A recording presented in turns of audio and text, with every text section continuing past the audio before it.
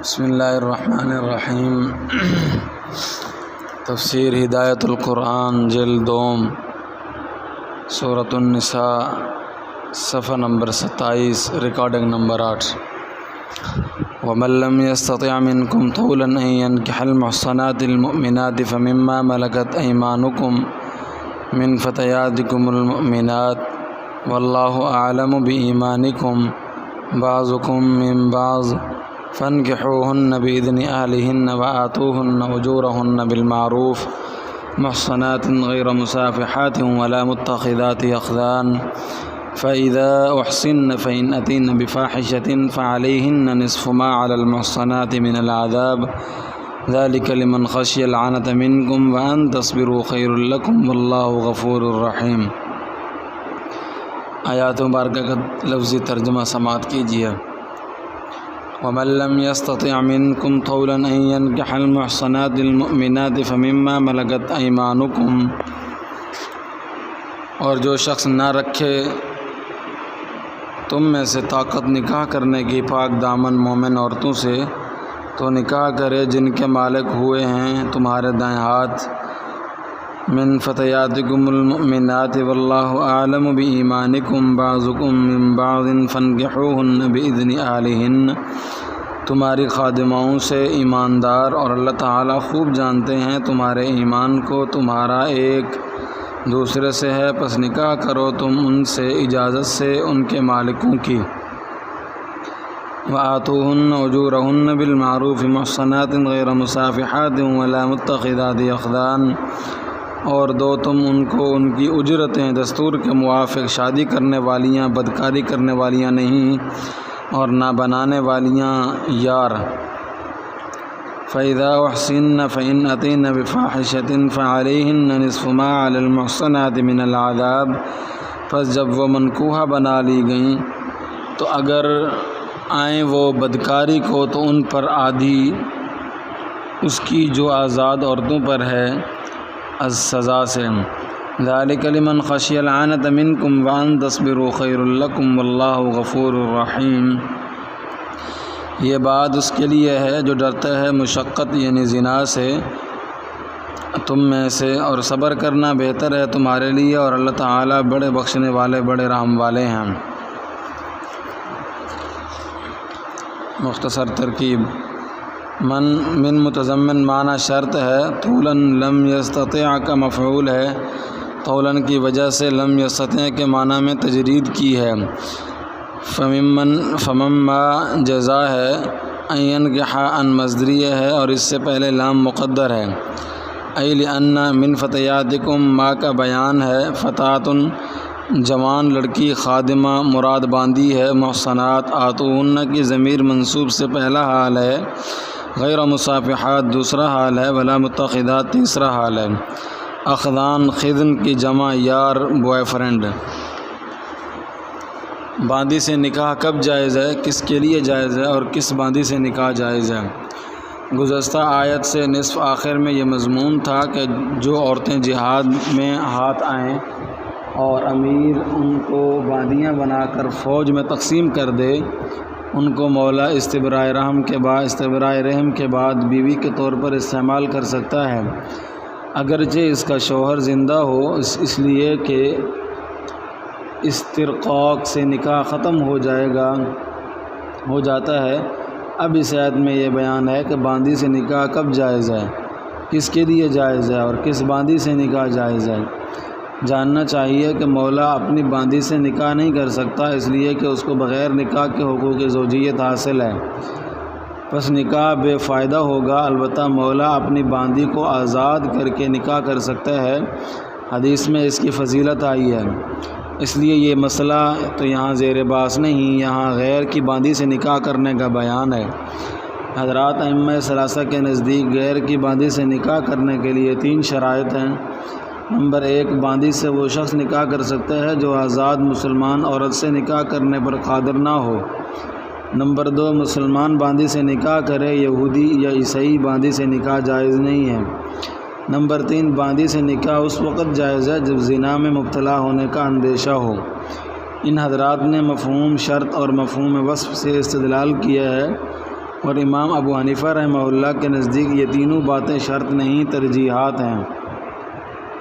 ان کے نزدیک مذکورہ دونوں مفہوم حجت نہیں، وجوہ فاسدہ ہیں، فاسدہ میں سے ہیں۔ ان کے نزدیک آزاد مسلمان عورت سے نکاح کی وسعت کے باوجود باندی سے نکاح جائز ہے، نیز کتابی باندی سے بھی نکاح جائز ہے، اور زنا میں مبتلا ہونے کا اندیشہ بھی شرط نہیں۔ مختصر ترکیب: اللعنت کے اصل معنی ہے مشقت اور مرادی معنی ہے زنا۔ زنا دارین میں مشقت کا سبب ہے۔ ان تصبروا ان مصدریہ ہے اور مبتدا ہے، خیر لکم خبر ہے۔ البتہ اولا یہ ہے کہ باندی سے نکاح وہی شخص کرے جو آزاد مسلمان عورت سے نکاح کرنے کی وسعت نہیں رکھتا۔ مسلمان باندی سے نکاح کرے، کتابی سے نہ کرے، اسی صورت میں کرے کہ مبتلا معصیت ہونے کا اندیشہ ہو، کیونکہ باندی سے جو اولاد ہوگی وہ اس کے آقا کی غلام ہوگی۔ بس اپنی اولاد کو غلامی کے درپے کرنا اچھی بات نہیں، مگر مجبوری کا حکم دوسرا ہے۔ چونکہ اب باندیاں نہیں رہیں اس لیے میں طول نہیں دیتا، آیت کی مختصر تفسیر کرتا ہوں۔ البتہ دو باتیں ذہن میں تازہ کر لیں۔ نمبر 1، جلد اول کے پیش لفظ تقریب میں یہ بات بیان کی گئی ہے کہ نص سے اخذ اور استنباط کے یقینی طریقے 4 ہیں: عبارت النص سے استدلال، اشارت النص سے استدلال، دلالت النص سے استدلال اور اقتضاء النص سے استدلال۔ یہی 4 یقینی اصول ہیں۔ دیگر طرق احناف کے نزدیک وجوہ فاسدہ ہیں، وہ ہر جگہ صحیح نتیجہ نہیں دیتے، اس لیے احناف ان سے استدلال نہیں کرتے۔ دیگر ائمہ ان سے استدلال کرتے ہیں، مثلا مفہوم لقب، مفہوم مخالف، مفہوم شرط اور مفہوم وصف وغیرہ سے بھی وہ حضرات استدلال کرتے ہیں۔ نمبر 2، اور یہ بات بھی جلد اول میں کسی جگہ بیان کی ہے کہ قرآن کریم احسن صورت ہی کو بیان کرتا ہے، غیر احسن صورت کو بیان نہیں کرتا، تاکہ اس کو اعتباریت کا پروانہ نہ مل جائے۔ اس آیت میں بھی قرآن نے احسن صورت ہی بیان کی ہے۔ وَمَن لَّمْ يَسْتَطِعْ مِنكُمْ طَوْلًا أَن يَنكِحَ الْمُحْصَنَاتِ الْمُؤْمِنَاتِ فَمِمَّا مَلَكَتْ أَيْمَانُكُم مِّن فَتَيَاتِكُمُ الْمُؤْمِنَاتِ۔ ترجمہ: اور تم میں سے جو شخص پاک دامن عورتوں سے نکاح کی طاقت نہیں رکھتا، وہ ان مسلمان باندیوں سے نکاح کرے جو تمہاری مسلمانوں کی ملکیت میں ہیں۔ پاک دامن اور مسلمان کی قید اختیار اولا کے طور پر ہیں، کیونکہ بدکار عورت بدکار باندی سے بھی نکاح جائز ہے۔ احناف کے نزدیک نہ مفہوم شرط کا اعتبار ہے، نہ مفہوم وصف کا۔ دیگر ائمہ کے نزدیک دونوں کا اعتبار ہے۔ آزاد عورتوں کے مقابلے میں باندیوں کا مہر کم ہوتا ہے اور رہن سہن کا معیار بھی نسبتاً کم ہی رہتا ہے، اس لیے فرمایا کہ اگر آزاد عورتوں سے نکاح کی طاقت نہ ہو تو مسلمان باندیوں ہی سے نکاح کرو۔ آسان تفسیر: واللہ اعلم بایمانکم، اور اللہ تعالیٰ تمہارے ایمان کو خوب جانتے ہیں۔ یہ ایک سوال کا جواب ہے۔ کوئی خیال کر سکتا ہے کہ مسلمان باندی کیا خاک مسلمان ہوگی؟ باندی عام طور پر جاہل ہوتی ہے، اس کو علم حاصل کرنے کا موقع نہیں ملتا، اس لیے وہ نام کی مسلمان ہوگی۔ اس کا جواب دیا کہ ظاہر حال کا اعتبار کرو، حقیقت حال سے اللہ ہی واقف ہیں، انسان واقف نہیں ہو سکتا۔ پس جب وہ خود کو مسلمان کہتی ہے تو اس کو مسلمان سمجھو، اس سے نکاح کرو۔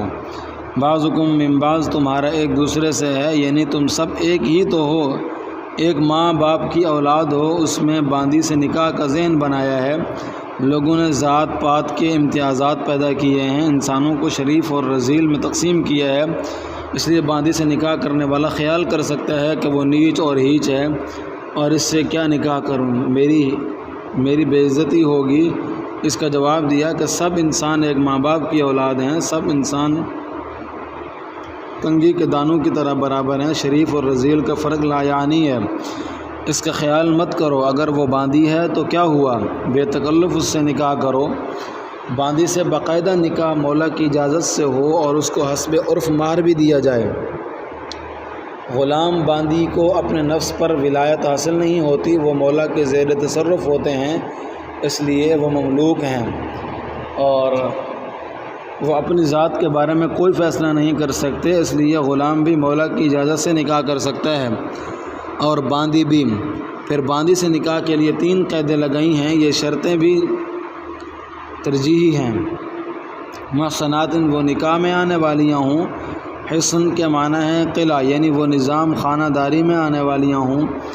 حسن کاف حسانتاً کے اصل معنی ہے مضبوط و محفوظ ہونا، اور حسنت المرأۃ اور حسنت المرأۃ کے 3 معنی ہیں، شادی شدہ ہونا جیسے والمحصنات من النساء، اور وہ عورتیں جو شوہر والی ہیں، النساء آیت 24 نمبر 2، پاک دامن ہونا جیسے ان الذین یرمون المحصنات، بے شک جو لوگ تہمت لگاتے ہیں ان عورتوں پر جو پاک دامن ہیں، سورۃ النور آیت 23 نمبر 3، آزاد ہونا جیسے ما علی المحصنات میں آزاد عورتیں مراد ہیں۔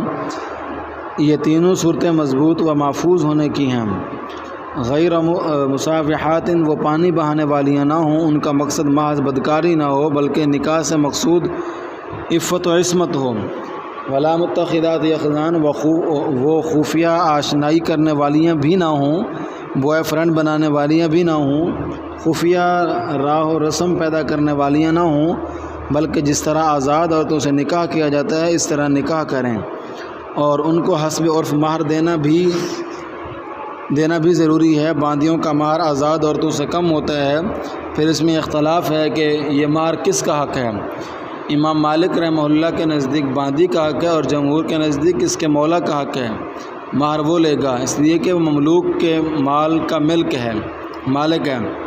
فانکحوہن بإذن اہلہن وآتوہن اجورہن بالمعروف محصنات غیر مصافحات ولا متخذات اخدان، لہٰذا ان باندیوں سے ان کے مالکوں کی اجازت سے نکاح کرو، ان کے مہر حسب عرف دو، نکاح کرنے والیاں ہوں، بدکاری کرنے والیاں نہ ہوں، اور خفیہ آشنائی کرنے والیاں نہ ہوں۔ زنا میں غلام باندیوں کے لیے عادی سزا ہے۔ غلام باندی خواہ شادی شدہ ہو یا کنوارے، ان کو 50 کوڑے مارے جائیں، سنسار نہیں کیا جائے گا، کیونکہ رجم میں تجزی نہیں ہو سکتی، اور رجم کرنے میں مولا کا نقصان ہے۔ وہ سزا میں تنصیف کی وجہ یہ ہے کہ آزاد شادی شدہ کامل ہے اور غیر شادی شدہ ناقص، غلام باندی انقص ہیں، اس لیے ناقص کی سزا کا نصف انقص کے لیے تجویز کیا گیا، اور آیت میں باندی کی سزا کا ذکر ہے، غلام کو اس پر قیاس کیا گیا ہے۔ فَإِذَا أُحْصِنَّ فَإِنْ أَتَيْنَ بِفَاحِشَةٍ فَعَلَيْهِنَّ نِصْفُ مَا عَلَى الْمُحْصَنَاتِ مِنَ الْعَذَابِ۔ ترجمہ، پھر جب وہ باندیاں منکوحہ بنائی جائیں، پھر اگر وہ بڑی بے حیائی کا کام زنا کریں تو ان پر سزا کا نصف ہے جو آزاد عورتوں پر ہے۔ باندی سے نکاح کے لیے تیسری ترجیحی شرط زنا میں مبتلا ہونے کا ڈر ہے۔ باندی سے نکاح کے لیے 2 شرطیں تو شروع آیت میں لگائی تھیں، ایک آزاد مسلمان عورت سے نکاح کی استطاعت نہ ہو، دوسری مسلمان باندی سے نکاح کرنا، کتابیت سے نکاح نہ کرنا۔ اب ایک تیسری ترجیحی شرط لگاتے ہیں، اور وہ یہ ہے کہ باندی سے نکاح کی اجازت اس شخص کے لیے ہے جو زنا میں مبتلا ہونے کا ڈر ہے، جس کو زنا میں مبتلا ہونے کا ڈر ہے۔ اگر یہ ڈر نہ ہو تو اجازت نہیں۔ یہ بھی استحبابی شرط ہے، اور دلیل اگلا ارشاد پاک ہے، وَأَن تَصْبِرُوا خَيْرٌ لَكُمْ، اور صبر کرنا تمہارے لیے بہتر ہے، یعنی زنا کا اندیشہ ہو پھر بھی باندی سے نکاح نہ کرنا بہتر ہے، کیونکہ باندی سے نکاح کرنے میں یہ نقصان ہے کہ جو بچے پیدا ہوں گے وہ باندی کے مولا کے غلام ہوں گے، اس لیے جہاں تک ممکن ہو بہتر یہ ہے کہ باندی کو نکاح میں لانے سے بچا جائے۔ یہ ارشاد پاک دلیل ہے کہ یہ شرط بھی استحبابی ہے۔ پھر فرمایا اللہ پاک بڑے بخشنے والے بڑے مہربان ہیں، یعنی صبر کیا اور باندی سے نکاح نہ کیا اور زنا سے ہلکے گناہ میں مبتلا ہو گیا، بد نظری وغیرہ کا شکار ہو گیا، پھر سچی پکی توبہ کر لی تو اللہ تعالیٰ بخش دیں گے، وہ بڑے مہربان ہیں۔ ذَلِكَ لِمَنْ خَشِيَ الْعَنَتَ مِنْكُمْ وَأَن تَصْبِرُوا خَيْرٌ لَكُمْ وَاللَّهُ غَفُورٌ رَحِيمٌ۔ یہ باندی سے نکاح کی اجازت اس شخص کے لیے ہے جو تم میں سے زنا کا اندیشہ رکھتا ہو، اور تمہارے لیے صبر کرنا بہتر ہے، اور اللہ تعالیٰ بڑے بخشنے والے بڑے رحم فرمانے والے ہیں۔ واللہ اعلم بالصواب۔